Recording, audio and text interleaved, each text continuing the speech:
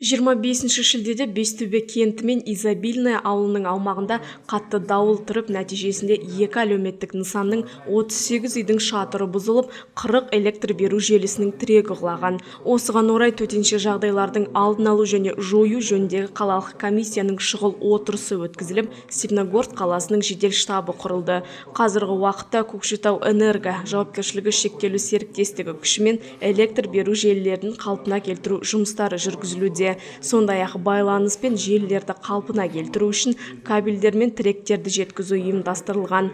Мамандардың дерегінше жойқын желдің жылдамдығы секундына 25-30 метр болған. Бар жоғы 5-10 минутқа ұзаған дауыл үйлердің әйнектерін сындырып, қора қопсыны жарамсыз еткен.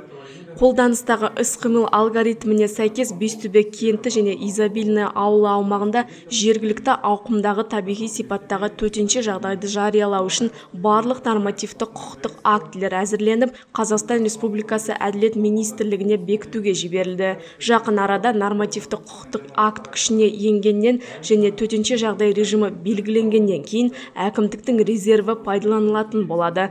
Қалпына келтіру жұмыстарын жүргізу үшін тәуелсіз сарапшы мердігерлерді тарту үшін қаражат бөлінеді.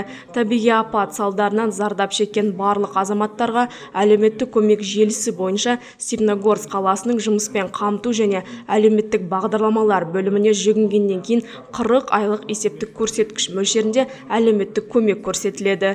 Осылай деп мәлімдеген шаһар басшысы, бүгінде бұдан бөлек өңірдегі Қазақалтын, ИПК Степногорск сынды кәсіпорындар тарапынан да халыққа қажетті көмек шаралары жүргізіліп жатқанын алға тартты.